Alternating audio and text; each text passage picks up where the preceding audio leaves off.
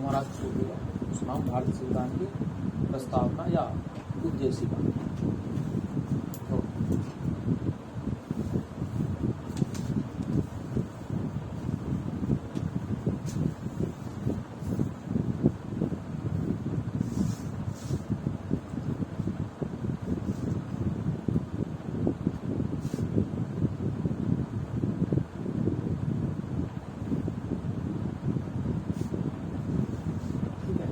पिछली बार हमने संविधान की कुछ विशेषता पढ़ ली है मेरे ख्याल से। अब जो हम पढ़ेंगे भारतीय संविधान की प्रस्तावना। इसे कई बार प्रस्तावना ना कहकर उद्देशिका के नाम से भी जाना जाता है, भारतीय संविधान की उद्देशिका। अब इसके पीछे क्या महत्व है, उद्देशिका क्यों कहा जाता है प्रस्तावना को, तो उसका मैं बता दूंगा। तो इसे प्रस्तावना कह लो या क्या कह लो, उद्देशिका।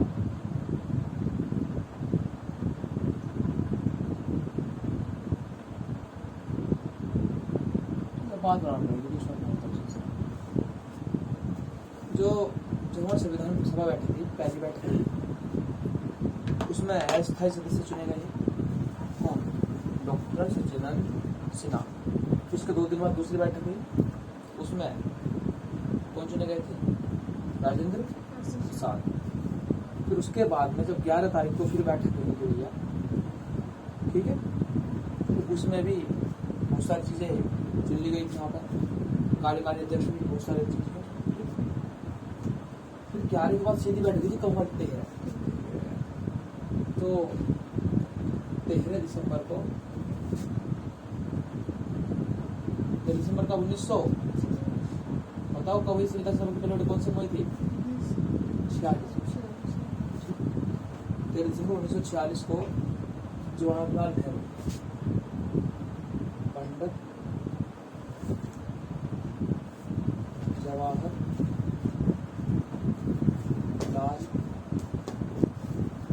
नेहरू द्वारा इन्हें पेश किया गया था। ठीक है, भारत संविधान की प्रस्तावना का जो टॉपिक था इन्होंने पेश किया था। इनका उद्देश्य था कि जिस संविधान को हम बना रहे हैं उसे बना किस दे रहे हैं कि पूरा मोटा मोटा संविधान के हिसाब से विवरण पूरा उसमें दे देना। ठीक है, कि संविधान को बनाने का उद्देश्य क्या है हमारा, यह संविधान किन तत्वों पर आधारित है, या इससे हमारे देश की जो शासन प्रणाली है या उसकी प्रकृति पर क्या प्रभाव पड़ेगा। ठीक है, जैसे कि मैं तो बताऊं, कई बार ऐसा होता कि देखो 3 शब्द है, जैसे कि राज्य, राष्ट्र और देश, तीनों शब्द अलग अलग है। ठीक है, शब्द तीनों अलग अलग है तो उनका अर्थ भी अलग अलग है।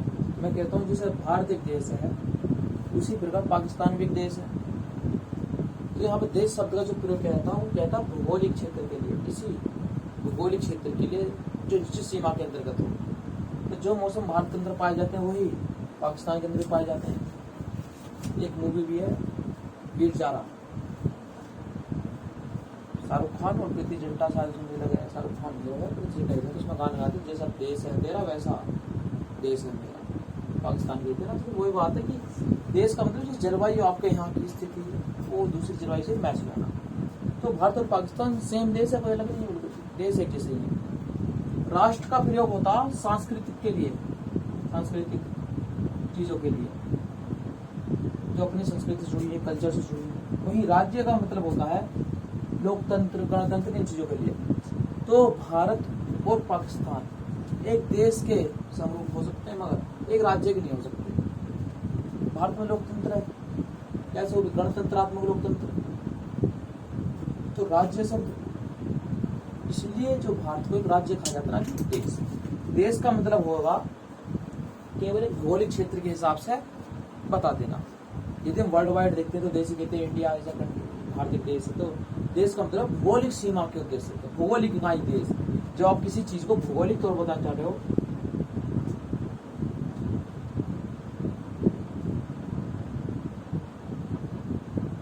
जो भौगोलिक चीज बताना चाह रहे हो तरीके से, कितनी सीमा में कितने मौसम के हिसाब से, तो वहां पर किस चीज का प्रयोग करते हैं हम, देश का। यदि आप कल्चर के हिसाब से बताना चाह रहे हो तो किस चीज का प्रयोग करोगे, राष्ट्र का। और यदि आप उसकी प्रवृत्ति के हिसाब से विचार, लोकतंत्र, गणतंत्र, क्या क्या विशेषता है वहाँ की, तो क्या प्रयोग करेंगे, राज्य। तो इसलिए भारत में संविधान में राज्य शब्द का प्रयोग किया गया। ठीक है, जो राज्य उसकी प्रकृति को बताता है, ना कि किसका प्रयोग किया गया, देश। ठीक है, अब बात समझते हैं। पंडित जवाहरलाल नेहरू ने जब बैठे हुए यहाँ पर 13 दिसंबर 1946 को, जहाँ सबसे पहले प्रश्न सामने ये था कि हम संविधान बना ही क्यों रहे हैं और उसका उद्देश्य क्या है बनाने का। तो इस चीज का प्रश्न उठाया गया यहाँ पर। जब इस चीज का प्रश्न उठाया गया तो इसी चीज को कहा गया संविधान बनाने का उद्देश्य, और इसको कहा गया उद्देशिका। अब जो हमारी उद्देशिका है तो बड़ी कभी कभी हमें डिफिकल्ट सी लगती है समझने, जबकि कायदे में यदि आपने उद्देशिका ठीक से पढ़ ली तो आप ये मान लीजिए कि आपने संविधान को ही समझ लिया, संविधान के मौलिक ढांचे को समझ लिया, संविधान के बेसिक स्ट्रक्चर को समझ लिया। सबसे पहले हमें उद्देशिका पे ध्यान से पढ़ना पड़ेगा। हो सकता है वीडियो कई दिन बने, इस चीज में लगातार कई वीडियो आएंगे, ध्यान से पढ़ेगा हम उद्देशिका। दूसरे से प्रश्न यहाँ से एक एग्जाम में जरूर आएगा और हम कोशिश करेंगे कि इस टॉपिक से सीक्वेंट से आने वाले सभी प्रश्नों को हम क्या कर लें, हल कर लें। और हो सके कुछ क्वेश्चन मैं आपको लिखवा भी दूंगा, लास्ट में नोट करा दूंगा, ठीक है।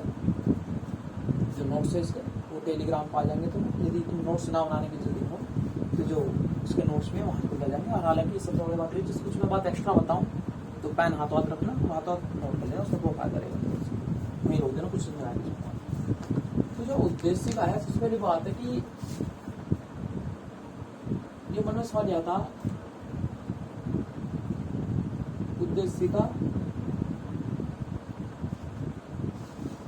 क्या है, क्या है उद्देश्य का। सबसे पहले उद्देश्य के बाद में समझेंगे क्या उद्देश्य का की है, क्या पूरे भारतीय संविधान के उद्देश्य बाद में पढ़ेंगे। पहले समझ लो कि उद्देश्य क्या है। तो उद्देश्य को समझिए कि किसी भी देश है, यदि कोई भी देश है और उस देश का कोई संविधान है, ब्रिटेन का लिखित नहीं है हालांकि बात एक अलग है, मगर यदि किसी देश का कोई संविधान है तो उस संविधान की एक उद्देशिका होती है। और उद्देशिका से आशा की जाती है कि संविधान जिन मूलभूत सिद्धांतों पर आधारित है, जिन मूलभूत सिद्धांतों पर आधारित है, जो जो अपने नागरिकों को सुरक्षा दे रहा है, जो जो अधिकार दे रहा है, उन सभी का जिक्र किसमें हो, उद्देशिका में हो। तो उद्देशिका समझिए, उद्देशिका संविधान बनाने वाले के उद्देश्य को दर्शाती है, मन को दर्शाती है, और उनका संविधान, उस देश का संविधान वहाँ के नागरिकों को क्या क्या अधिकार दे रहा है, ये उन्हें ये बतलाती है, ये उपलब्ध कराती है, ठीक है।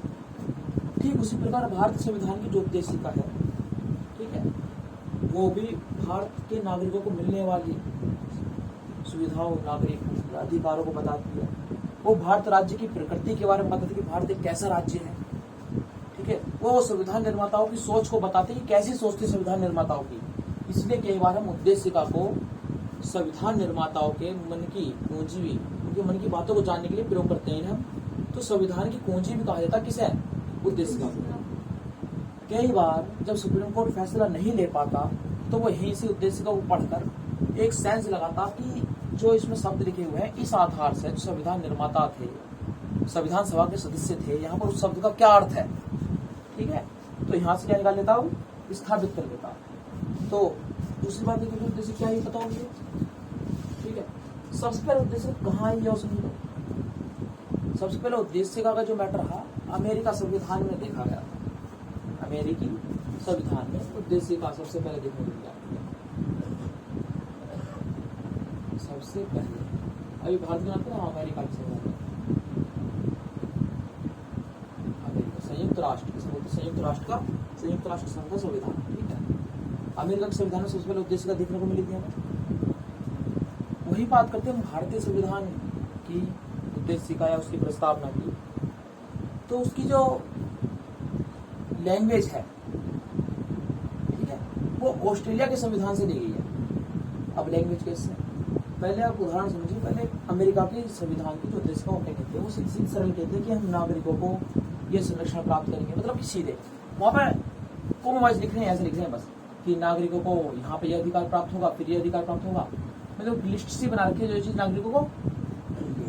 मगर हम वही भारतीय संविधान की बात करते हैं जब प्रस्तावना की, तो वहां पर चीजें इतनी सरल नहीं लिखी हुई, जो उसकी भाषा वो थोड़ी सी क्या है, वो टिपिकल है, थोड़ी सी सुनने थोड़ी सी हार्ड है। तो जो प्रस्तावना का जो लिया गया है हिसाब किताब, वो कहाँ से लिया गया था, अमेरिका से, मगर उसकी भाषा है वो कहाँ से लिखी है, ऑस्ट्रेलिया के संविधान से, ठीक है। तो दूसरा पॉइंट डिबेट हमारा कि भारतीय संविधान में प्रस्तावना का विचार कहां से लिया, अमेरिका तथा प्रस्तावना की भाषा का विचार, समय की भाषा का विचार कहाँ से लिया? ऑस्ट्रेलिया से किया गया।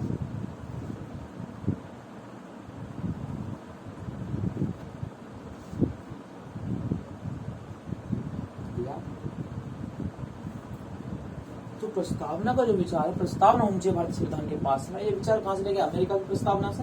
और उसकी भाषा इस हिसाब से बनाई है, वो कहाँ से ले गया हमारे भैया? ऑस्ट्रेलिया के संविधान से। 13 दिसंबर 1946 को पंडित जवाहरलाल नेहरू द्वारा पेश किया गया था, और 22 जनवरी को इस सभी क्या कर लिया था? जैसा कबूल कर लिया गया था। 22 जनवरी 1947 को इस पर विचार हुए, थोड़े से वो स्वीकृति हो गई थी, स्वीकृति इस पर पेश किया गया, और 22 जनवरी 2000 मिली स्वीकृति मिली थी 1947 को। बाकायदे बहस हुई थी प्रस्तावना बनाने पर। ठीक है, लगभग जो हमारे संविधान में कोई भी बंद रखा गया है तो हर मुद्दे पर बहस हुई, बस एक मुद्दे को छोड़कर लगभग सभी मुद्दों पर बहस हुई थी। पूछ लेता कई बार कि वो मुद्दा क्या था, इस पर बहस नहीं हुई, तो वो था सार्वभौमिक वयस्क मताधिकार। आप इसका अर्थ समझ लो, सार्वभौमिक वयस्क मताधिकार मतलब कि सभी को, वह व्यक्ति जो पहले 21 वर्ष से वोट डालने की उम्र 18 कर दी गई, वह व्यक्ति जो 18 साल की आयु प्राप्त कर चुका है, वो किसी भी लिंग, धर्म, जाति, कुल, क्षेत्र से हो, उसे वोट डालने का अधिकार होगा। जबकि दुनिया के कई संविधानों में देखते हैं तो महिलाओं को अधिकार बाद में मिला, या निचले तबके के वर्ग के लोग थे, वहाँ पे संविधान नहीं, शुरू में नहीं था वोट का अधिकार, राइट टू वोट। तो केवल यही एक ऐसा था मैटर जो बिना किसी बहस के पास हो गया था। तो कुछ लोग बार कि कौन सा ऐसा मुद्दा था भारतीय संविधान सभा में जो बिना किसी बहस के पास हो गया लगभग? तो सार्वभौमिक वयस्क मताधिकार, अर्थात जो व्यक्ति 18 साल की आयु को पार कर चुका है, उसे बिना उसकी जाति, धर्म, कुछ भी चीज पर रोके टोके वोट डालने, ये चीजें थी। तो ऑस्ट्रेलिया से लिया गया इसके संविधान की प्रस्तावना। वही बात करते हैं हम भारतीय संविधान की प्रस्तावना की थोड़ी सी, तो समझिए। तो संविधान की प्रस्तावना शुरू होती है, शुरू में हम भारत के लोग से, ठीक है, अभी पूरा बताया जाएगा कि साथ साथ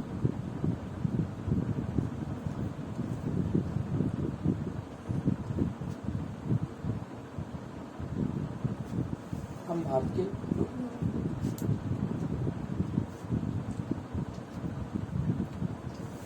भारत को एक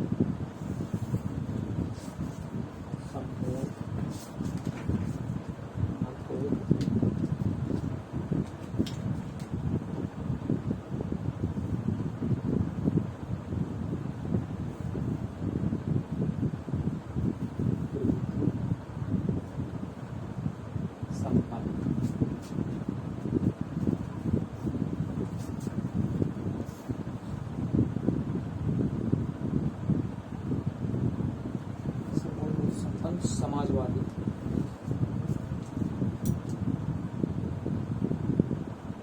पंथ निरपेक्ष। अब पंथ निरपेक्ष का जो कॉन्सेप्ट दिमाग आ गया, धर्म निरपेक्ष या पंथ निरपेक्ष, सही वर्ड क्या? पंथ निरपेक्ष। थोड़ा सा और क्लियर कर दूंगा, थोड़ा सा भी जो संविधान प्रस्तावना पढ़े थे सब समझेंगे। पंथ निरपेक्ष, हम भारत के लोग, भारत को संपन्न समाजवादी पंथ निरपेक्ष, लोकतंत्रात्मक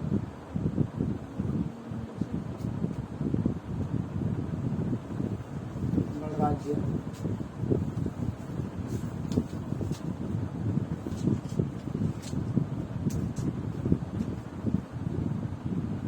बनाने के लिए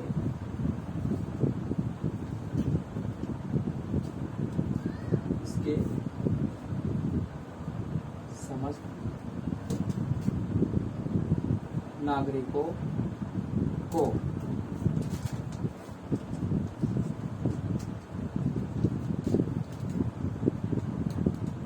विचार,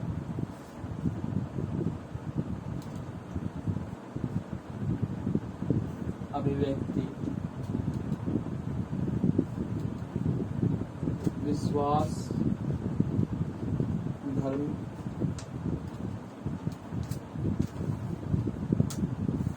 और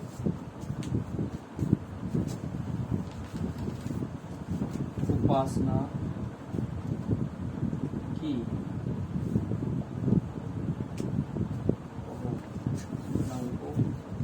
समाज का अर्थ को राजनीतिक न्याय कहेगा इसमें भैया जी? सामाजिक पता है नहीं, सामाजिक आर्थिक और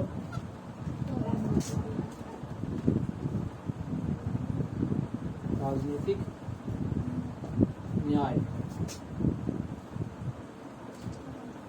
विचार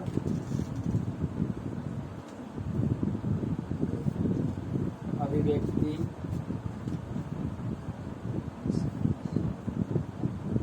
विश्वास धर्म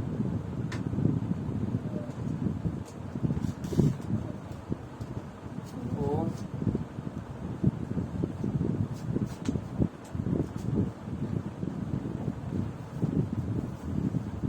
उपासना की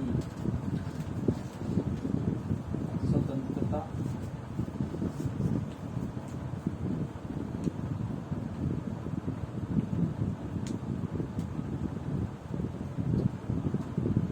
प्रतिष्ठा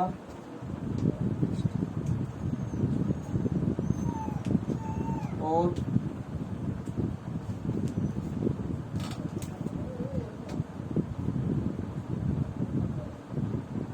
अवसर की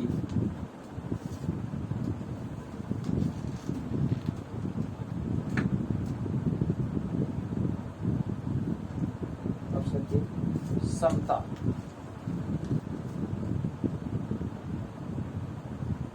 प्राप्त कराने के लिए तथा उन सब में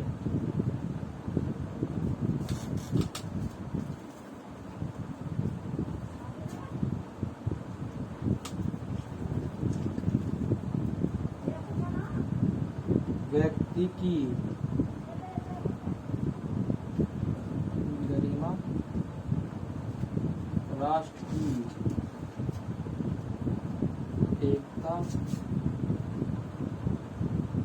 और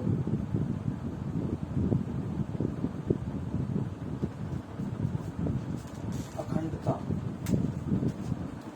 सुनिश्चित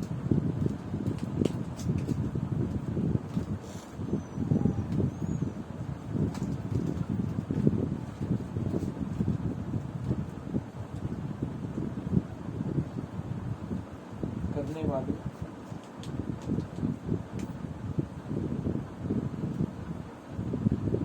बंधुता को बढ़ाने के लिए, ठीक है, किसी जगह भी आ जाए हमारे पास है जी, कितनी जगह यहाँ तक है बढ़ाने के लिए दृढ़ संकल्प होकर अपनी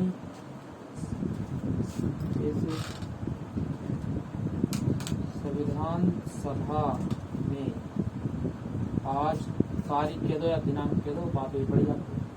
दिनांक 26 नवंबर 1949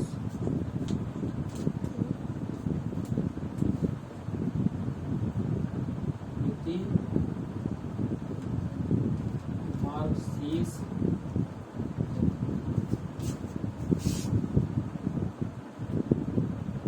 शुक्ला 7वें संवत 2006 विक्रमी को एदत्त द्वारा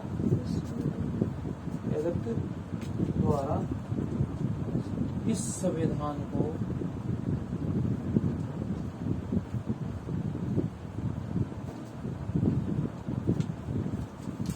अंगीकृत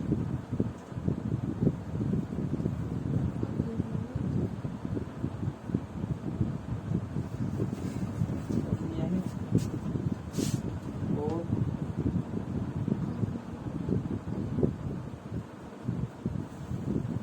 समर्पित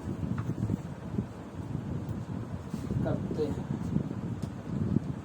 जो भारत संविधान की प्रस्तावना है थोड़ी सी, तो ये जो भाषा है मतलब स्पष्ट नहीं है, अस्पष्ट है थोड़ी सी। तो कई बार इन शब्दों को लेकर विचारा जाता है कि इन शब्दों से क्या होगा, ये उद्देश्य है, ये राह दिखाती है सुप्रीम कोर्ट को भी मार्गदर्शन करते कई बार। ठीक है, मतलब संविधान को समझने में किसका बड़ा अहम रोल है?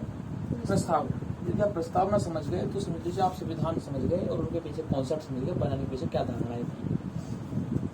तो जो प्रस्तावना कॉन्सेप्ट था सबसे पहला आपको अमेरिका के संविधान में मिला, और उसकी भाषा है जैसे हमारे में लेगी है, ये जो वर्ड है एक एक वर्ड में बहुत बहुत मतलब हो जाना, उसकी एक एक मतलब निकल जाना।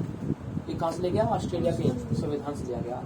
13 दिसंबर 1946 को नेहरू द्वारा पेश किया गया था और 22 जनवरी 1947 को स्वीकृत हो गया था संविधान। तो प्रस्तावना क्या है? मैंने आपको बताया, प्रस्तावना से आशा की जाती है कि उसके अंदर उन सभी मूलभूत तत्वों का जिक्र हो जो संविधान द्वारा उन्हें अधिकार दिए जा रहे हैं या संविधान निर्माता के जो उद्देश्य था उन्हें करें। और भारतीय संविधान की जो उद्देश्य का है वो संविधान निर्माताओं के मन को जानने की कुंजी है। ठीक है, संविधान निर्माताओं के मन को जानने की कुंजी है। कई बार ये क्वेश्चन आया कि पूछ रहा था कि संविधान निर्माताओं के मन को जानने की कुंजी क्या है? तो प्रस्ताव या उद्देश्य का ये उद्देश्य को ये बताना चाहती है कि जो संविधान निर्माता थे वो कैसा राज्य स्थापित करना चाहते थे, किस प्रकार के अधिकार नागरिकों को देने चाहते थे। भारतीय संविधान प्रस्ताव में ये चीजें क्लियर हो जाती है यहाँ पे। ठीक है, हालांकि ये बात अलग है कि इसमें कुछ शब्द जो है वो जोड़े गए हैं 42वें संविधान संशोधन अधिनियम 1976 द्वारा। कौन कौन से जोड़े गए हैं? ठीक है, उस बारे में समाजवादी जैसे पंथ निरपेक्ष और अखंडता। ठीक है, ये कुछ शब्द ऐसे हैं जो जोड़े गए थे 10 दिसंबर 1976 को। इंदिरा गांधी की सरकार थी, आपातकाल में जोड़े गए। ये क्या कहानी थी? तो जो नई संशोधित प्रस्तावना है उसमें ये शब्द अपने पास से जोड़ दिए गए। ठीक है, कुछ शब्द जोड़े गए, बारे में बात करेंगे।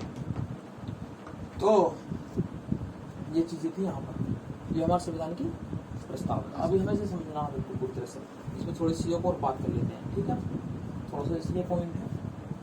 तो उद्देश्य क्या है? तो चीज क्लियर होगी यहाँ पर हमारी। सबसे पहले अमेरिका के संविधान में था, उसके बाद यहाँ से लिया गया। उसमें लिख लेना यहाँ पर दूसरी लाइन की 10 दिसंबर 1976 आपातकाल के दौरान, इमरजेंसी में इंदिरा गांधी की सरकार थी। ठीक है, इसमें कौन कौन से शब्द जोड़े गए हमारे? वो लिख लेना आप, समाजवादी, ठीक है, पंथ निरपेक्ष और अखंडता।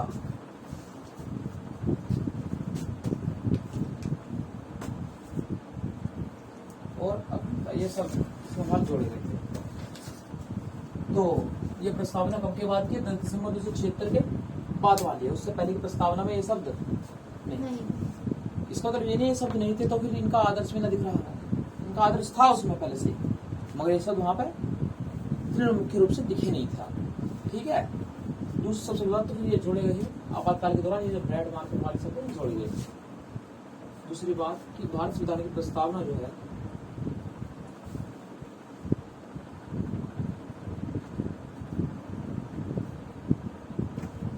कि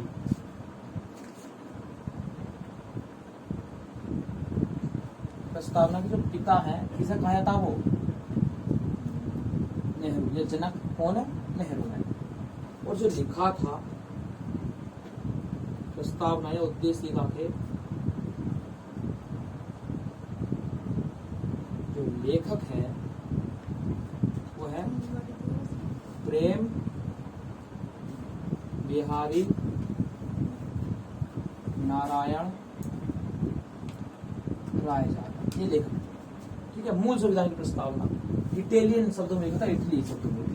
ठीक है, इटली के शब्दों में लिखा था, इटली के शब्दों में लिखा था इन्होंने, प्रेम बिहारी नारायण रायजादा। इन्होंने मूल संविधान लिखा था। जो भारत संविधान की प्रस्तावना है प्रेम बिहारी रायजादा ने लिखी है, और जो सजाया है, जिसको संशोधित करा है, वो राम मनोहर ने सजाया, ठीक है जी, बिहोर राम मनोहर उनका नाम है, ठीक है जी। तो कई बार ये चीजें यहाँ पे पूछ लेता कि किसने लिखी थी मूल प्रस्तावना, तो प्रेम बिहारी रायचंद ने लिखी थी। कौन शब्दों में? इटैलिक शब्दों में। इटली फॉन्ट है, इंग्लिश में लिखी हुई, ओरिजिनल प्रस्तावना थी, हिंदी वर्जन मूल लगे, तो इंग्लिश वर्जन में जो लिखी थी उसने लिखी थी प्रेम बिहारी नारायण रायचंद। जो लाए थे कॉन्सेप्ट इसका वो कौन थे? नेहरू जी। तो जनक कौन है? नेहरू जी। लेखक कौन है इसका भैया?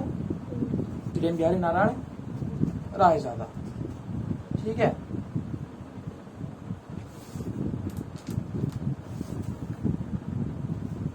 राम मनोहर सिंह।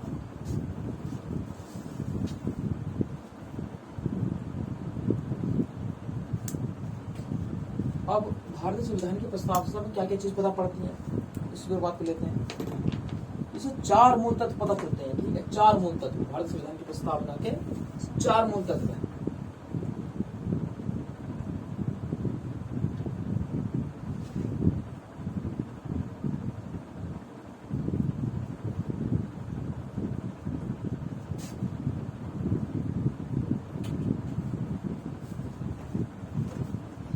चार मूल तत्व हैं, कौन कौन से आपको देता हूँ मैं। पहला तत्व जो है वो है भैया, इससे पता चलता हमें संविधान के अधिकार का स्रोत, कि जो संविधान के पास अधिकार है, संविधान के पास अधिकार का स्रोत है संविधान की शक्ति का स्रोत, कि संविधान की शक्ति का स्रोत क्या है। तो जो संविधान की प्रस्तावना शुरू करते शुरू से को मिलती एक लाइन, हम भारत के लोग, हालांकि इसका डीप नहीं है, मगर फिलहाल मैं समझो कि पहली बात तो ये बताता कि प्रस्तावना कि संविधान की शक्ति का मूल स्रोत क्या है आपको भैया? हम भारत के लोग। तो संविधान जो शक्ति प्राप्त करता है वो भारत के लोगों से ही शक्तियां प्राप्त करता है। ये चीज भी क्लियर यहाँ तो भैया? हाँ क्लियर यहाँ सभी चीजें भैया। दूसरी चीज जो पता पड़ती है इससे क्या हो सकता है कि भारत की प्रकृति, भारत कैसा राज्य है, भारत की प्रकृति। तो प्रकृति जानने के लिए समझो मेरी बात, भारत की प्रकृति जानने के लिए शुरू के जो 5 शब्द हैं, कितने शब्द? 5, यही काफी है। 5 शब्द शुरू के भारत की प्रकृति को बताते हैं, पहला, ठीक है। दूसरा, तीसरा, चौथा और 5वां, ये 5 शब्द भारत की प्रकृति बता रहे हैं। भारत कैसा राज्य है? भारत एक संपूर्ण प्रभुत्व संपन्न है, समाजवादी राज्य है, पंथ निरपेक्ष राज्य है, लोकतंत्रात्मक राज्य और कैसा राज्य है? गणराज्य। तो शुरू के जो 5 भारतीय संविधान की प्रस्तावना के शुरू के 5 शब्द भारत की प्रकृति को बताते हैं। क्या बताते हैं? प्रकृति को। और क्या पता चलता है प्रस्तावना से? एक और चीज पता चलती है कि संविधान का उद्देश्य क्या है, संविधान का उद्देश्य क्या है, उद्देश्य क्या पता चलता। तो बाद के जो 5 शब्द है अंतिम, ठीक है, वो आपको भी क्या बताते हैं? इसके उद्देश्य बताते हैं। शुरू के 5 शब्द क्या बता रहे हैं? प्रकृति, कि भारत कैसा है। बाद के 5 शब्द बता रहे हैं उद्देश्य।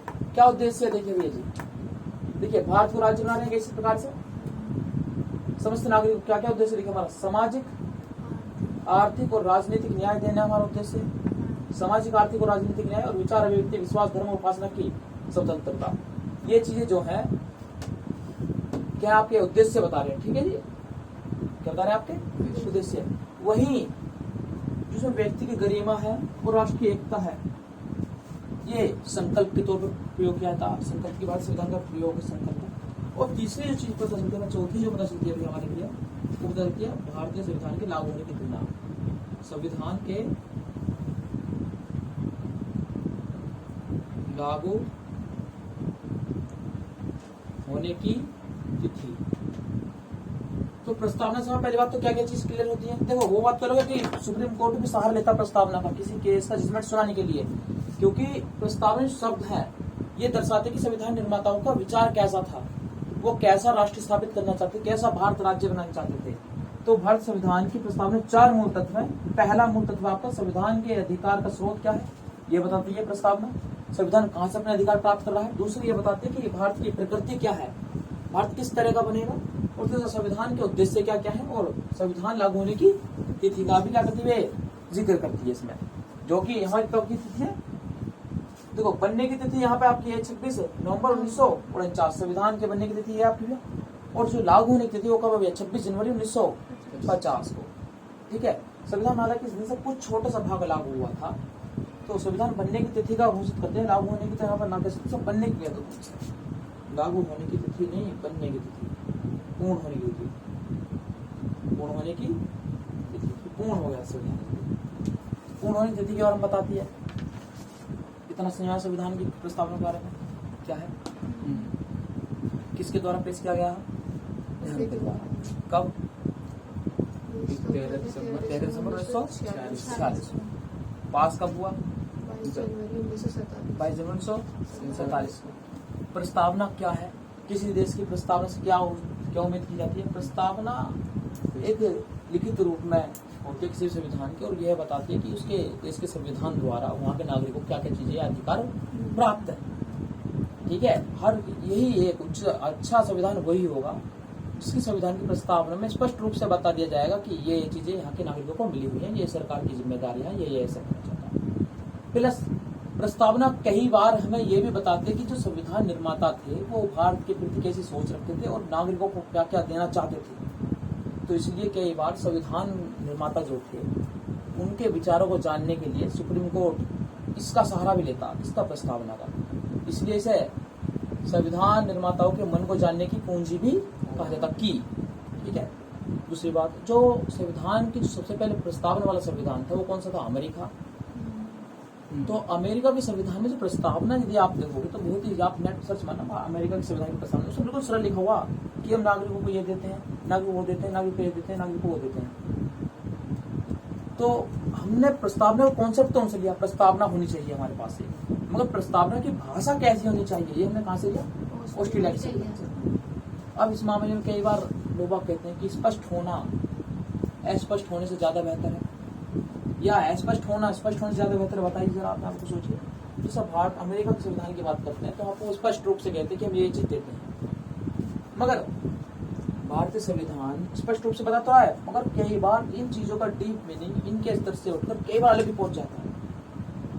ठीक है, कई बार अलग भी पहुंच जाता है। जैसे हमसे कहा कि समझिए, कहा कि स्वतंत्रता, विचार अभिव्यक्ति की स्वतंत्रता, और अभिव्यक्ति की यदि हम कहते हैं क्लियर कि व्यक्ति घूमने फिरने के आजादी है, वैसे आजादी क्लियर कहते हैं। तो आज के समय में जो इंटरनेट पे आजादी है वो भी किसकी आजादी का भाग है, अभिव्यक्ति की आजादी का भाग है। तो डीप मीनिंग विस्तृत हो गया नहीं हो गया आगे चल के। मतलब कि संविधान निर्माताओं ने, भारतीय संविधान निर्माताओं ने उन शब्दों का प्रयोग किया जो आगे चल के भी सार्थक सिद्ध हो, जिनके डीप मीनिंग में सब कवर हो जाएगा। यदि ऐसा नहीं होता तो फिर संशोधन करने पड़ते। ठीक है, वो अलग पार्टी की संविधान प्रस्तावना इसका भाग है नहीं है। तो अस्पष्ट होना केवल स्पष्ट होने से ज्यादा बढ़िया होता है। यहाँ पर सुप्रीम कोर्ट हर बार जब बेचारा वो गाइड नहीं कर पाता तो इस शब्दों को ध्यान में रखकर ध्यान से पढ़ के प्रस्तावना का सहारा लेके फिर से सोचता है कि यहाँ पर ये जो शब्द है इसका किस सेंस में प्रयोग किया गया होगा। उस केस में खुद ही दिमाग लगाना पड़ता है किस सेंस में प्रयोग किया गया होगा, और उस केस का सुनवाई हो जाती है उस आधार पर। मगर यहीं पर ही वो स्पष्ट हो जाता तो आगे उसमें ठाने की जरूरत नहीं पड़ती। तो इसलिए कई बार मैं कहता हूँ कि डीप मीनिंग सोचना समझना वो चीजें जरूरी होती हैं, और सुप्रीम कोर्ट का ये काम भी है कि वो सोचे तो लोकहित के विषय में भी सोचे। संविधान निर्माताओं का सबसे पहला विषय था क्या, संविधान बनाना, लोकहित, जनता का हित हो। तो इसी आधार पर इन शब्दों की बार बार परिभाषा बनाई जाती रही है समय समय के अनुसार। मगर जो कुछ मुख्य परिभाषाएं हैं, जो डीप मीनिंग है इनकी, कुछ है मैं समझा दूंगा, कोई दिक्कत नहीं। तो भारतीय संविधान की प्रस्तावना के जो पिता है वो नेहरू जी को कहा जाता है, और जो इसके लेखक हैं वो कौन है, प्रेम बिहारी नारायण रायजादा इसके लेखक हैं। इटालियन शब्द लिखा था, और बिहुल राम मनोहर सिन्हा जो थे उन्होंने इसे भी सजाया था। ठीक है, और इसके चार तत्व हैं, इनसे हमें चार चीजों का पता चलता है। पहली बात तो संविधान के अधिकार का स्रोत क्या है, भारत की प्रकृति क्या है, संविधान के उद्देश्य और संविधान पूर्ण होने की। तो सबसे पहले अब जो बात करेंगे, कितना समय होगा, तो सबसे पहले जो हम बात करेंगे, ये इतना नोट कर लेना, करा इतना नोट कर लो, नोट कर लीजिए पहले आपसे।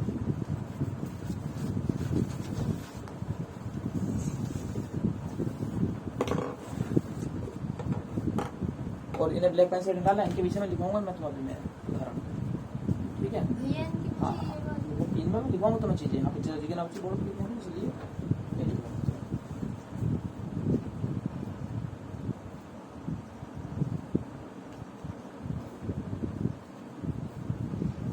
तो जब यहाँ पे आ जाओ मेरे को बता देना, तो मैं उसका आगे लिखना चालू करूँगा। पहले सुस्ता रहे हो क्या अभी सब इनमें से? हैं? बाद में ताले चलो, ठीक है। ताले तुम लिखो, पहले डाल ली संविधान के अधिकार का स्रोत लिखना, इसमें लिखो प्रस्तावना कहती है। प्रस्तावना के लिए उद्देश्य का बात है कि ठीक है, प्रस्तावना कहती है। अच्छे, प्रस्तावना उद्देश्य का कब बन जाती है? जब हमें संविधान निर्माताओं के उद्देश्य को जानना हो तो उद्देश्य का काम करेगी, और जब हमें संविधान को समझना हो तो किसका काम करेगी? प्रस्तावना। दोनों चीजें सेम कुछ लग रही है। प्रस्तावना कहती है कि भारतीय संविधान भारत के लोगों से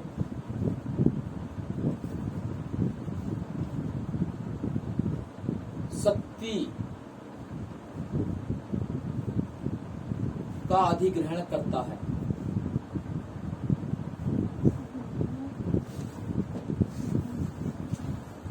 जो भारतीय संविधान के प्रस्ताव में कहते हैं कि शक्ति कहां से दी जाएगी? भारतीय संविधान की, वहां के लोगों से, अर्थात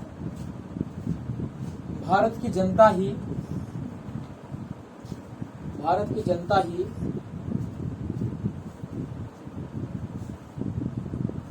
भारतीय संविधान की शक्ति का केंद्र बिंदु है। की शक्ति का केंद्र बिंदु है। तो यह पूछ रहा था कि शक्ति कहां पर है संविधान में? तो हम लोगों में है, ठीक है, जो हम उसे फॉलो कर रहे हैं, ठीक है। अब दूसरे डालिए भारत की प्रकृति।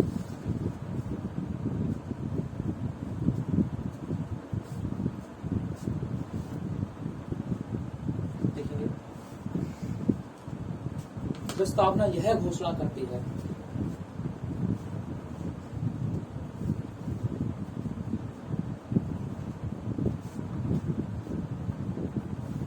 कि भारत एक संप्रभु ब्लैक मैच देना वर्डों को बताऊंगा मीनिंग क्या है, देख मीनिंग है ना, आगे से बताइएगा। संप्रभु, समाजवादी, पंथ निरपेक्ष, केवल पंथ निरपेक्ष के स्थान पर धर्मनिरपेक्ष का भी प्रयोग कर लिया जाता है, ठीक है। तो मैं दोनों का अंतर तुम्हें समझा दूंगा फिर से एक बार और, हालांकि पीछे में बता चुका हूँ ऑफलाइन क्लास में भी तुम्हें, तो एक बार ऑनलाइन में बता दूंगा, क्लियर है उससे। पंथ निरपेक्ष, लोकतंत्र, लोकतांत्रिक व गणतांत्रिक राज्य व्यवस्था वाला राज्य है। तो जो भारत की राज्य व्यवस्था है यह भी निर्धारित करती है कौन? भारतीय संविधान की प्रस्तावना। संप्रभु, समाजवादी, पंथनिरपेक्ष, लोकतंत्रात्मक, गणराज्य, ठीक है, ये हो गया। तीसरा लिखेंगे संविधान के उद्देश्य।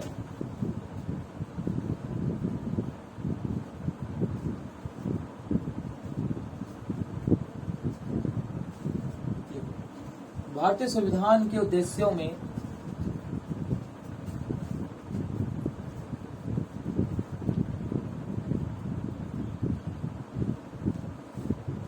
न्याय, स्वतंत्रता, समता,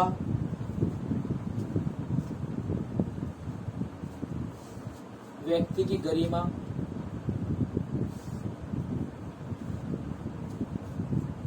और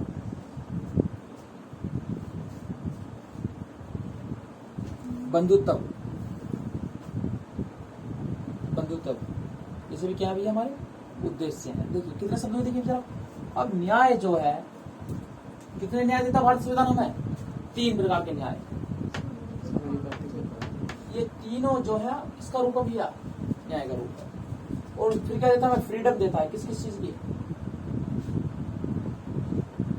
तो पहला शब्द न्याय। न्याय कौन कौन से? प्रस्तावना पढ़ो तो पता पड़ जाएगी। स्वतंत्रता कौन कौन सी है? फिर क्या चीज भी आपको? समता, कौन कौन समता? प्रतिष्ठता की समता और अवसर की समता। कितने शब्द हो गए हमारे भैया? 3 हो गए। फिर क्या भैया है? व्यक्ति की गरिमा। और क्या भैया आपका 1? तो कितने शब्द हो गए पूरे? 5। तो ये क्या बताते हैं इनके 5 शब्द? उद्देश्य को निर्धारित करते हैं, ये बताता है। ठीक है, उसके बाद देखिए अगला भैया,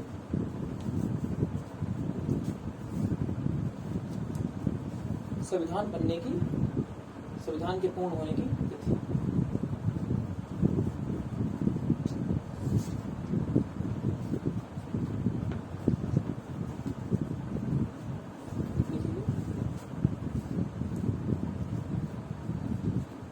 प्रस्तावना संविधान के पूर्ण होने की तिथि को बताती है।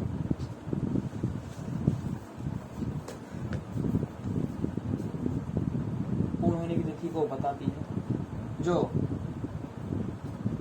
26 नवंबर 1949 है। इस दिन संविधान के कुछ अनुच्छेदों को लागू किया गया था। कुछ अनुच्छेदों को लागू किया गया था, जबकि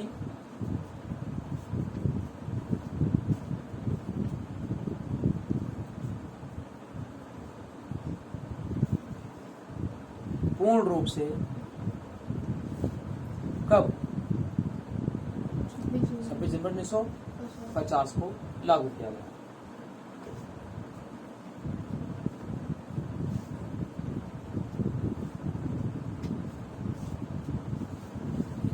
नीचे और पॉइंट लिख लीजिए आप। जो संविधान के जिस दिन बन के नहीं गया था पूरा 26 नवंबर को, तो इस दिन को हम विधि दिवस के रूप में मनाते हैं। 26 नवंबर 1949 को विधि दिवस के रूप में भी मनाया जाता है। 26 नवंबर 1949 को विधि दिवस के रूप में भी मनाया जाता है। क्यों मनाया जाता है? क्योंकि इस दिन संविधान पूरा हो गया था। और भी नोट पॉइंट थोड़ा सा लिख लीजिए। भारतीय संविधान के मूल प्रस्तावना में, मूल प्रस्तावना मतलब इंग्लिश जो वर्जन है इसका, मूल प्रस्तावना में 73 शब्द है, 73 शब्द, 73 शब्द है। हिंदी आप गिन सकते हो, वो इतना लेना होगा। तो मूल इंग्लिश जो वर्जन उसमें कितने भी आते? 73। ये लिख लिया, किसने लिखा? सचाया, लिख लिया पॉइंट लिखो। भारतीय संविधान की प्रस्तावना में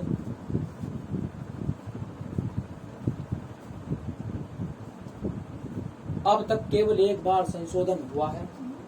अब तक केवल एक बार संशोधन हुआ है।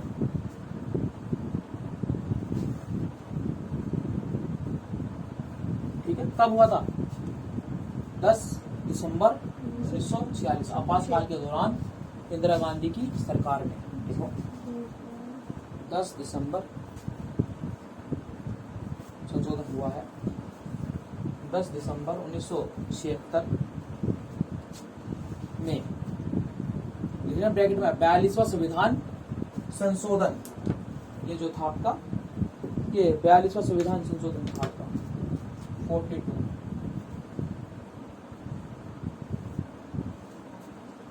संशोधन इंदिरा गांधी जी की सरकार में आपातकाल के दौरान, ये लिख दिया। इंदिरा गांधी की सरकार में आपातकाल के दौरान लिखो।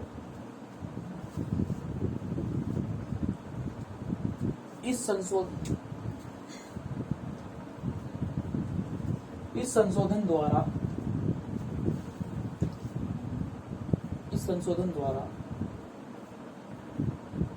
प्रस्तावना में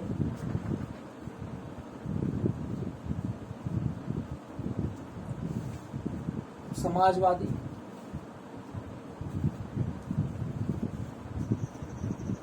और पंथ निरपेक्ष शब्द, पंथ निरपेक्ष तथा अखंडता शब्द जोड़ा गया। अखंडता शब्द जोड़ा गया।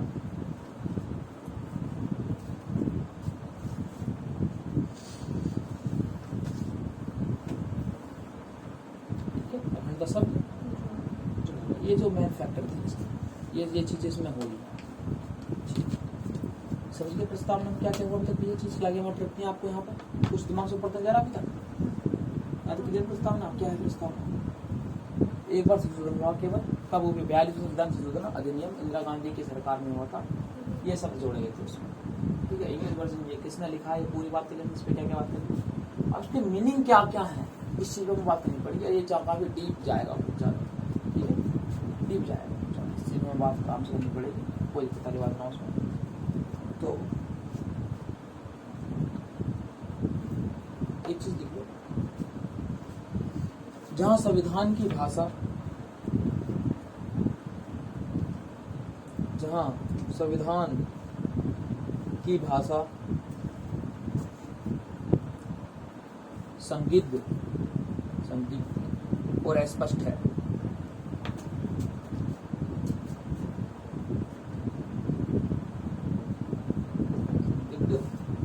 और अस्पष्ट है, तो समझ में ना आने वाली, ठीक है, संविधान की ऐसी बात होती है कि वो समझ में नहीं आती, और अस्पष्ट है, वहीं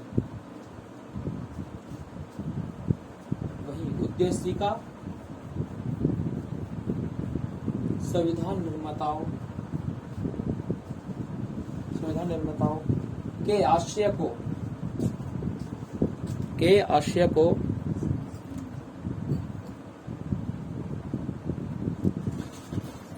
समझने में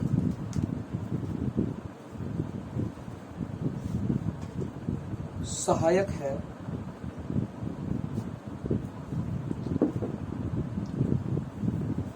अतः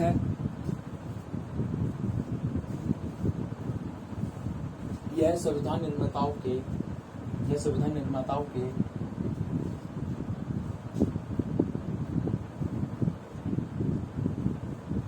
विचारों को जानने की कुंजी है।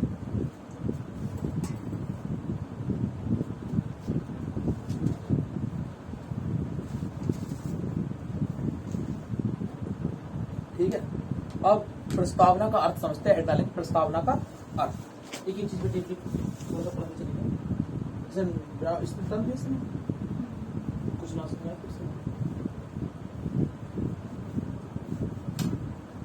तो हम सबसे पहले बात करते हैं, इसमें एक शब्द है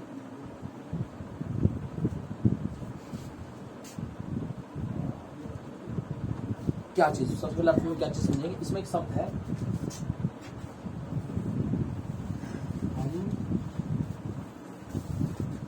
भारत के लोग, इस चीज का क्या अर्थ है। पहली बात तो इससे हमें एक चीज क्लियर हो रही है कि जो देश का नाम, हमारे देश का नाम, राज्य का नाम क्या है भैया, भारत,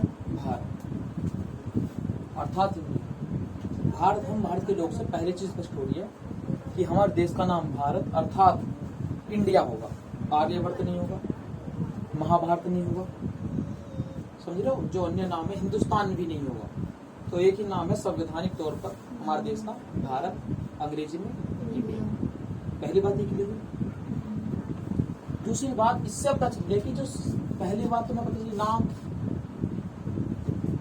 क्या हमारा भैया, भारत देश का, या हम कह सकते हैं इंग्लिश में क्या भैया हमारा भैया, अन्य कोई नाम संवैधानिक रूप में प्रयोग नहीं किया जाएगा। आपने देखा है जब गवर्नमेंट जो होती है, सेंट्रल गवर्नमेंट, उसमें लिखा था भारत सरकार, कहीं देखा हिंदुस्तान सरकार, देखा कि नहीं देखा, कहीं देखा आर्यवर्त सरकार, महाभारत सरकार, इंडिया, इंडियन गवर्नमेंट होगा, ठीक है। तो एक ही शब्द संविधान में प्रयोग किया गया है इस देश के लिए, भारत अर्थात इंडिया। इंडिया जो शब्द है वो आपको पता है कि इंडस नदी जो थी सिंधु घाटी, उसी के नाम पर पड़ गया था।